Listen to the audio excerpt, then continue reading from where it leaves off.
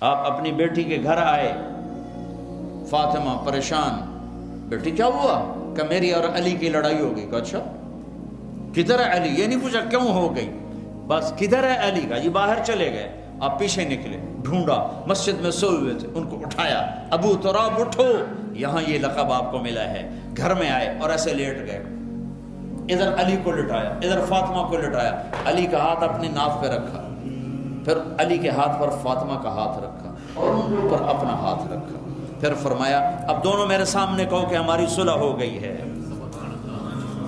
تو دونوں نے کہا جی صلح ہو گئی۔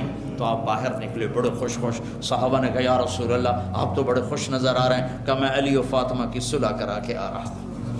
یہ سسر کا کردار ہے، یہ سسرال کا کردار ہے۔ لیکن میں درد سے کہہ رہا ہوں کہ ساس اور سسر ایک زہر کا رشتہ بن گیا ہے، بہو ایک ذلیل رشتہ بن گیا ہے۔ جیسے تم اپنی بیٹیوں کے لیے چاہتے ہو کہ کسی کے گھر جائیں تو سکھ سے رہیں، جس کی بیٹی لاتے ہو اس کو بھی سکھ دو۔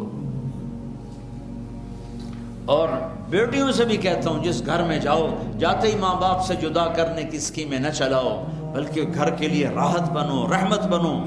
ایک صحابی ہیں ابو دجانہ، جنگ بدر سے لے کر آخری حج تک اللہ کے نبی کے ساتھ رہے، بڑے صحابہ میں ہیں، لیکن فرماتے ہیں لوگوں میرے پاس بخشش کا سب سے بڑا عمل یہ ہے کہ میں نے اپنی زبان سے آج تک کسی کو دکھ نہیں دیا اور میرے دل میں کسی کا بغض کوئی نہیں۔ اگر اپنے نبی کے اخلاق بنانے دو چیزیں لے لو، زبان سے دکھ نہ دو، دل میں بغض نہ رکھو۔